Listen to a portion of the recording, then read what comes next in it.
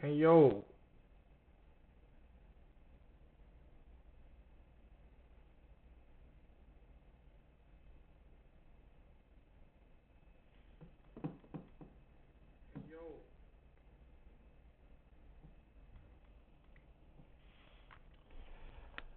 we are back in this bitch. All my skiers tap in, lock in, lock in, lock in, lock in, lock in. Video up to date, video up to date, video up to date. Seen this shit on my feed, the hunt for El Chapo, and we're gonna tap in. So we're gonna see what the fuck this guy was up to. What's the other nigga's name? The other fucking El Chapo. What's the other nigga's name? I don't know that nigga's name. What's the other nigga's name, bruh?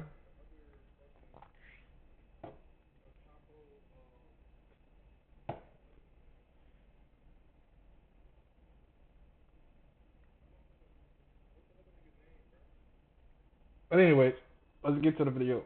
Like, subscribe, comment, and here we go. This is the most heavily guarded prison in Mexico. Tall mesh fences, huge watchtowers. The area is a no-fly zone. This prison is considered to be unescapable. Yet today, someone will escape. This someone happens to be the world's most powerful drug lord, El Chapo. He won't use any violence, nor will he climb over the fence. All he will do is walk into his shower and disappear. This is the story of how El Chapo became one of the most successful drug dealers in the history of mankind, how he was hunted by authorities for decades, and how he escaped them over and... I know it's crazy though, I've always heard El Chapo like he was a boss, but he wasn't he was the guy, but he was not that guy though. Like he was a boss, but he had a boss this. You feel me? Hold on.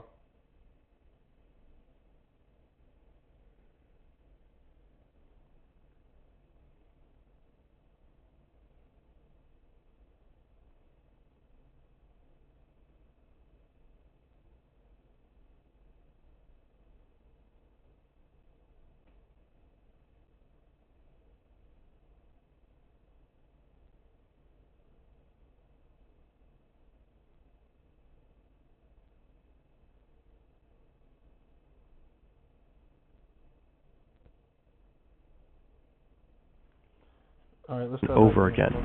And it's the story of how an interview with a Hollywood actor and a failing car engine finally brought him down.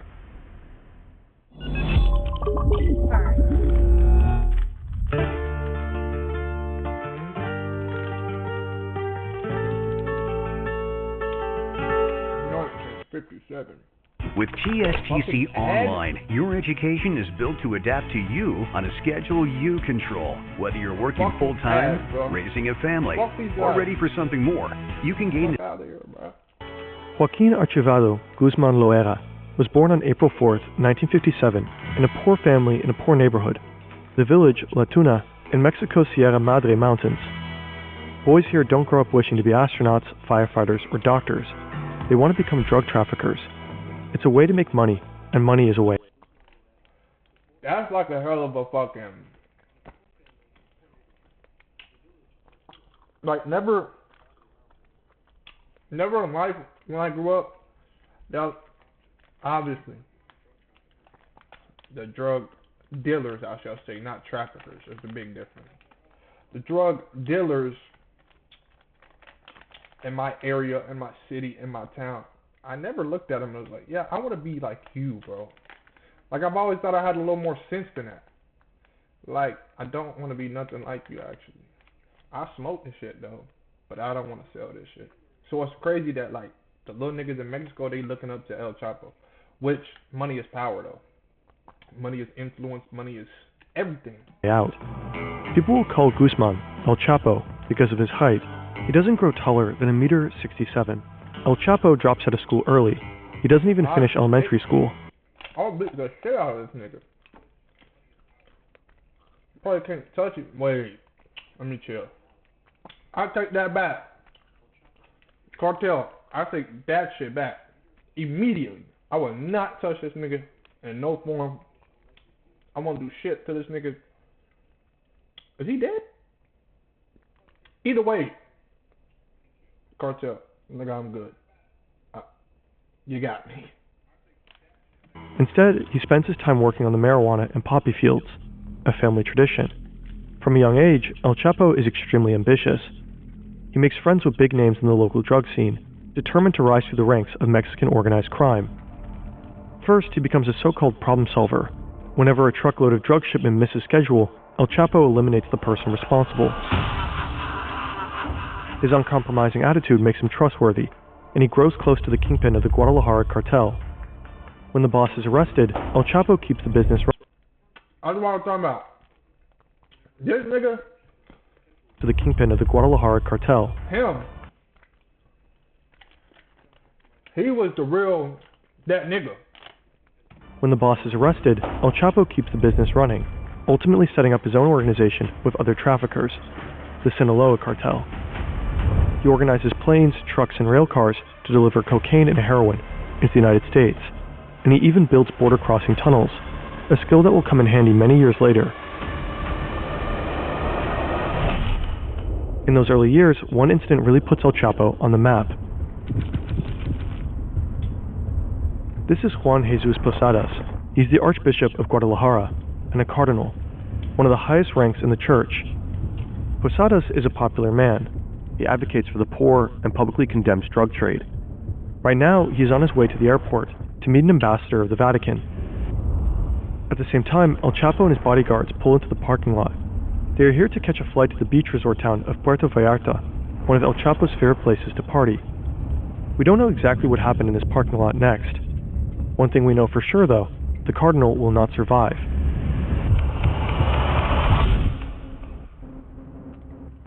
This is the official version.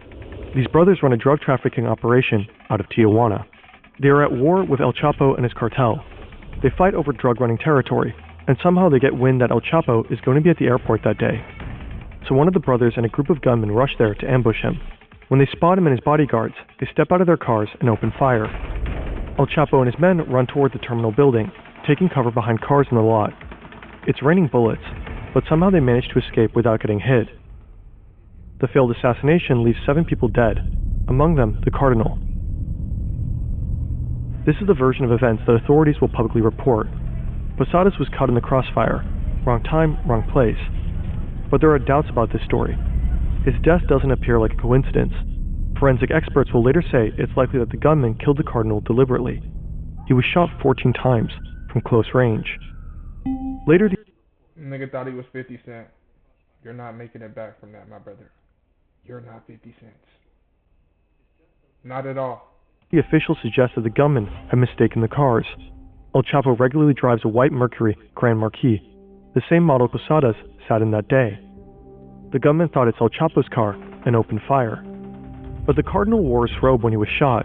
He was not dressed at all like a drug lord.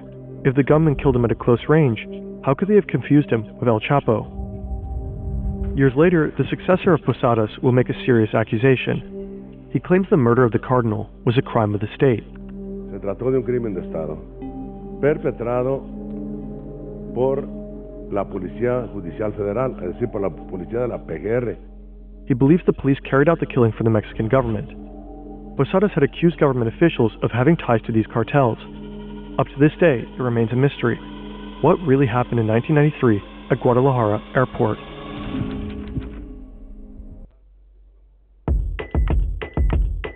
A fucking ad? Bro. This is El Chapo's wife, his sons, and one of his closest partners. Just 2 months ago, El Chapo was captured and brought to Altiplano Maximum Security Prison. Now the group is working on a plan to get him out. They begin by acquiring an old property 1 kilometer away from the prison. Next, they buy an old warehouse nearby. Here they store weapons in an armored pickup truck. Then they hire workers for one very specific job, digging a sophisticated tunnel.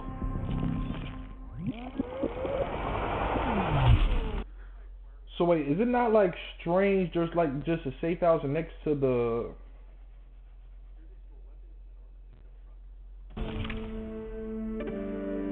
Back in 1993, after the shootout at Guadalajara Airport, the Mexican government placed a bounty on El Chapo. It took just 2 weeks until he was found and arrested. He denies being responsible for the death of the cardinal. He insists that he was the supposed target of the shootout. Ultimately, the authorities believe him. They don't charge him for homicide, just for drug trafficking. He is sentenced to 20 years in a Mexican prison, but he continues to run the Sinaloa cartel from behind bars. Through his lawyers, he passes orders to his closest allies. He doesn't need to be in the room to pull strings. His empire runs on whispered instructions and tightly coordinated moves. Sometimes real power is remote. With AnyDesk, you can access any desktop from anywhere. It works with all the Mercure. For a bit. AnyDesk connection is so fast, a friend or colleague fixes a software problem remotely, with no lag, no lag to keep your empire. In 2001, El Chapo has enough of life in prison. Also, the Mexican Supreme Court just approved a law that makes it easier to extradite criminals like him to the U.S. Time to get out. The official version of his first prison escape is spectacular. He supposedly bribes a guard who helps him climb into a laundry cart. The guard then pushes the cart out of the cell, down the hallways, and through an unguarded gate to the parking lot. El Chapo jumps out.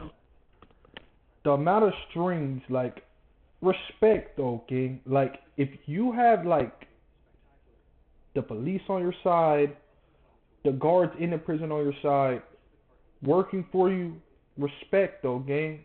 Like, people hate people like this. I love people like this, personally. Cause it's like, my nigga, you're fucking, the way you can persuade and as bad as it sounds, manipulate a person is so fucking phenomenal. Like, you have policemen working for you instead of defending the country or the city, the town, whatever the fuck it is. And climbs into the trunk of a car. The guard gets in and drives to the outer prison gate. After a quick search, the car is waved through. Nobody checks the trunk. But again, that's just the official story. Several authors and journalists don't buy it. One argues that the prison's checkpoints were equipped with heat and motion sensors, capable of detecting any living creature, even a cat. That means the alarms would have gone off. Instead, the journalists suggest that El Chapo may have left the prison dressed in a police uniform, escorted by other corrupt officers. I believe this one over him leaving in a fucking police uniform. Like, he's 5'6", you can tell that's El Chapo. He's one of the most famous fucking drug lords, drug pins, drugs traffickers of all time. Probably the most famous one. I doubt they just saw this nigga walking and was like, that's a police officer. I don't believe that. One way or another, systemic corruption likely played a role, and El Chapo put his newly won freedom to use.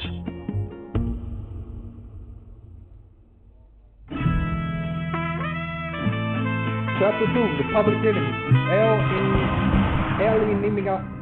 In the following years, the Mexican cartel landscape changes dramatically. In 2002, the leader of the Tijuana cartel is killed in a shootout with police. One of the brothers who had supposedly tried to assassinate El Chapo at the airport. A year later, the leader of the Gulf cartel is arrested. Two major cartels are now without leadership.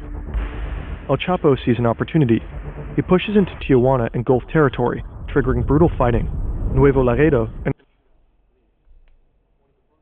Wait, so he escaped prison. Is this nigga not a most wanted no more? This nigga just like, he's like, did they skip a part where him saying like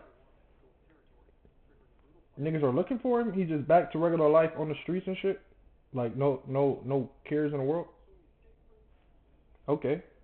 An area along the U.S.-Mexican border practically turns into a war zone. Former forces of the Mexican army begin working for El Chapo. They clash with what's left of the Gulf cartel, whose core fighters were partly trained by the U.S. Early on, the violence results in more than 1,000 deaths, many of them civilians. And that's only the beginning. In 2006, Felipe Calderón becomes Mexico's new president. Determined to crack down on organized crime, he declares war on the cartels and deploys the military. The violence escalates dramatically. Between 2007 and 2014, over 160,000 people died in the course of the war on drugs in Mexico. In these years of bloodshed, El Chapo rises. He becomes the world's most wanted criminal, transforming the Sinaloa cartel into one of the most powerful criminal organizations in history. It becomes the top supplier of drugs to the United States: cocaine, heroin, methamphetamine, and fentanyl. Yo! Top supplier of drugs to the United States: cocaine, heroin, methamphetamine. This shit right here don't make no motherfucking sense. Heroin. 80% chance of dying. Meth. 80% chance of being fucked up for life. Fentanyl. You're dead. Nigga, you can't throw a little bit of marijuana in there. Oh, marijuana. Where the weed at? I don't want this shit. I don't want this shit. I don't want this shit. Not at all, my nigga. Like, you selling the hardest drugs ever. Ever. What the fuck? And fentanyl. El Chapo's cartel operates in 50 countries and generates billions of dollars in profits each year. In turn, El Chapo becomes extremely wealthy, eventually making Forbes' list of the world's billionaires. No wonder it's hard to keep him locked up.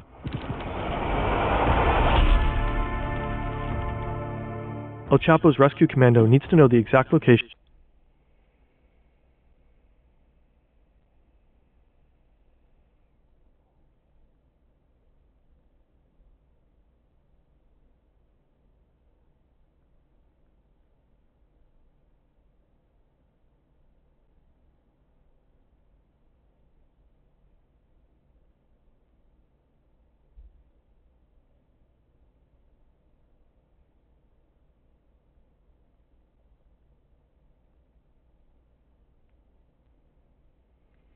of his prison cell, so they smuggle a GPS watch into his prison cell, disguised as a food item. Now the workers know in what direction they need to dig. Over the span of a year, they dig a sophisticated tunnel, a carefully planned complex construction costing approximately $5 million to make. The tunnel is 1.5 kilometers long and 1.70 meters high. It is reinforced by a wooden frame. There are lights and even a ventilation system. Digging a tunnel creates a lot of dirt, so the workers build a rail system with a motorcycle adapted to it to move the dirt out of the tunnel. The construction is also supposed to function as an escape vehicle later on. But how did El Chapo end up in El Altiplano in the first place? Chapter 3. Ain't that a fucking Getting your domain ass? with Wix goes a little like this. Type it. I gotta get YouTube Premium, huh? I can't do all these ads, girl. Andrew Hogan is an agent with the Drug Enforcement Agency. He wants to take down the most powerful drug lord on Earth, perhaps in history.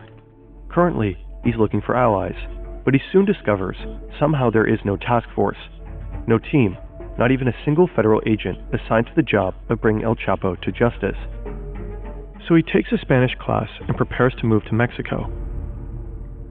Meanwhile, one of Andrew's colleagues in the US manages to get the pin to El Chapo's BlackBerry, thanks to someone in his inner circle. He tracks down his phone to the holiday resort Cabo San Lucas.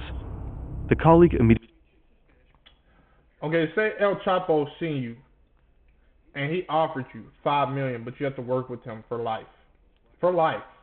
For life.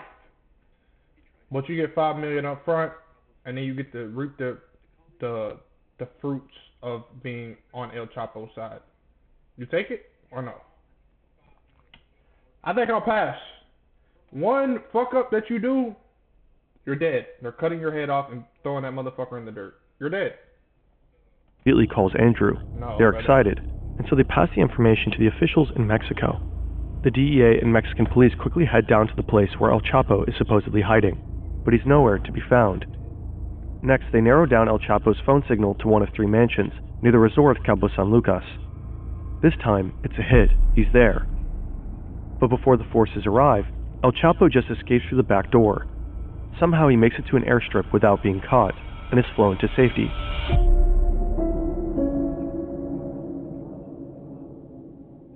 El Chapo always seems to be one step ahead.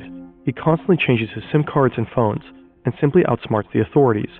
One DEA agent supposedly said the Mexicans couldn't catch El Chapo if he was standing at the fucking Starbucks across the street from the embassy. But Andrew Hogan doesn't give up. In May 2012, he moves to Mexico City with his family and takes over the Sinaloa case.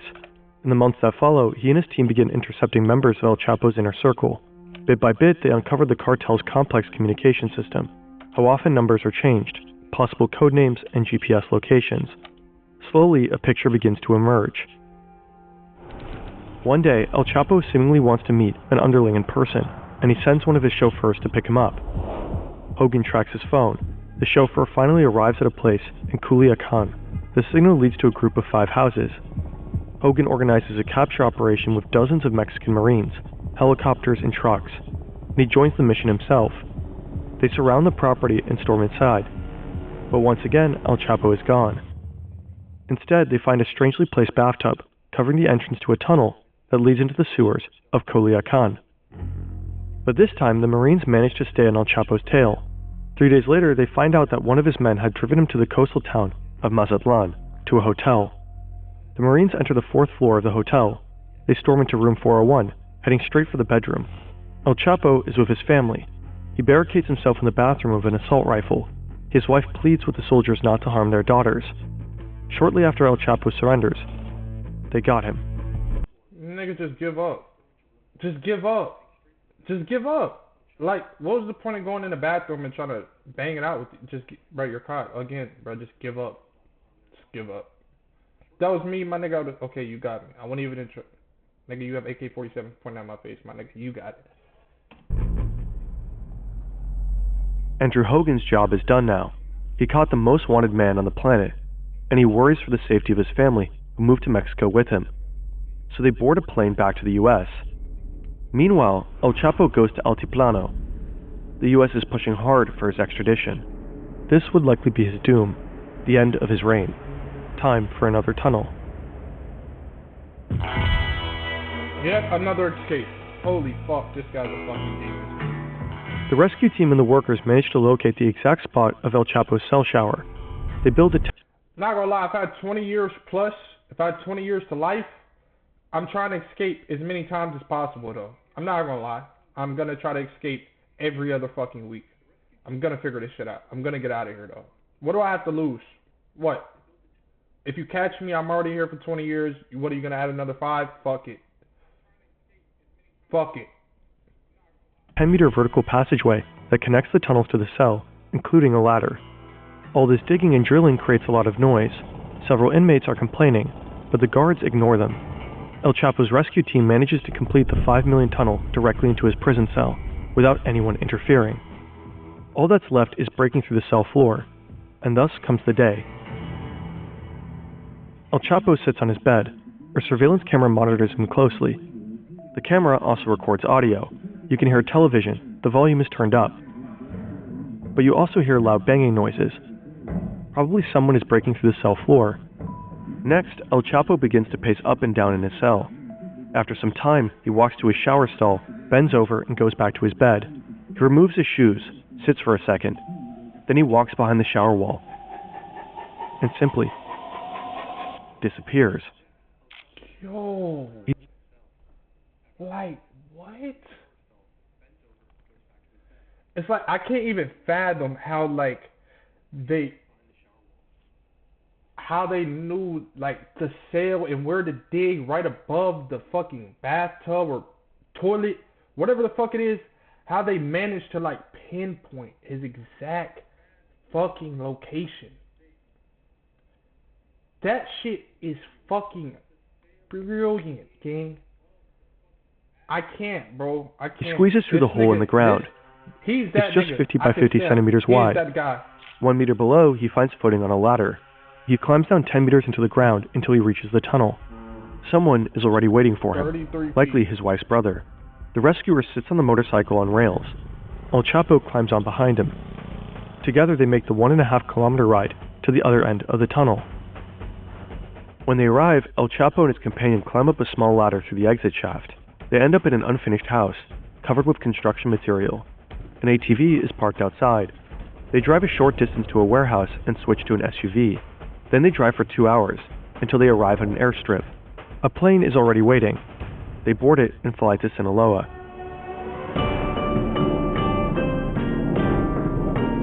Two months later, one of El Chapo's sons posts a tweet. "I'm doing fine here. You already know with whom." Attached is a photo, presumably with his father. The tweet is tagged with a location. This nigga slow. His son is slow. I would kill this nigga. This nigga is slow. What are you putting this shit on the internet for bragging about, though? Then you're gonna put the location. What the fuck? Like, what are you... Costa Rica. This nigga's retarded. Has Kyrie texted you back? I don't want to talk about it. How's the math test? Tired of all these ads, bro. Let's back up for a second. Some things about this spectacular escape just don't add up. There's video footage of guards watching their screens as El Chapo disappears, yet it takes them 20 minutes to check his cell. They even wait a few more minutes before they finally enter and check the escape hole. Also, it seems unlikely that building such a tunnel truly went unnoticed, after all inmates actively complained about the drilling noise. A large majority of Mexicans believe the escape was an inside job. Shortly after El Chapo's second prison escape, the prison's warden and 2 other officials were fired.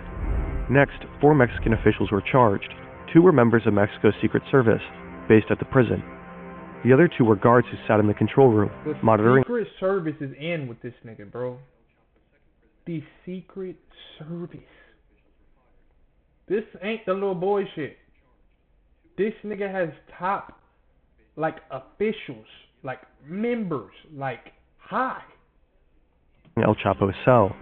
The accusation is that they bought El Chapo valuable time by not raising the alarm once the drug lord was gone. And El Chapo, he again becomes one of the most wanted criminals on earth. The pressure to finally bring him to justice is higher than ever. The hunt is on. Then El Chapo makes a crazy move. He knows he's considered a legend in Mexico, and he wants even more fame. A movie about his life on the big screen. Sean Penn is already involved in a production about him, along with Mexican actress Kate Del Castillo. Castillo manages to contact El Chapo and his associates. Finally, El Chapo agrees to meet her and Sean Penn in person to talk about the movie, while technically he's on the run. This is a photo of the meetup. Sean Penn interviews El Chapo about his career as a drug lord, a story later published by the Rolling Stone. In it, Penn reveals that El Chapo's escape tunnel engineers have been flown to Germany for 3 months of extensive additional training, necessary to deal with the low-lying water table beneath the prison. It's a gripping read. Beneath his smile, there's a doubtlessness to his facial expression. A question comes to mind as I observe his face, both as he speaks as while he listens. What is it that removes all doubt from a man's eyes? Is it power, admirable clarity, or soullessness? But according to government sources, the interview is also a crucial factor for investigators to get closer to. I don't think it's soullessness, because I've heard El Chapo was a good guy to, like, regular people, though. Like, everybody loved El Chapo. I heard he was you feel me? I heard he was a good person. Not a good person that, he's obviously, I don't know how to say this. Like, he wasn't I don't know. El Chapo. I don't know how I'm trying Apparently, to say all the it, while, they're I'm not trying to monitoring word my Penn shit and wrong, Castillo's so movements very closely. It's October 9th, 2015. Mexican special forces are closing in on him in the mountains of Sinaloa. After a while, they actually spot him. He's only got 1 bodyguard with him. This is their moment. They take off after them, chasing them through the terrain. As they get nearer, El Chapo falls off a cliff. His bodyguard finds him and carries him to the depths of the forest. The special forces lose sight of them and they escape. A catastrophic failure. But the authorities don't give up the hunt. In January 2016, they get another chance. The Marines manage to locate El Chapo once again in the coastal city of Los Mochis. The clue comes from a taco order placed from a white van. Witnesses say the driver is one of El Chapo's men. The Marines begin to surveil the car. It ultimately leads them to a safe house. A few hours later, the soldiers storm the place. Cartel gunmen try to hold them off. A gunfight breaks out.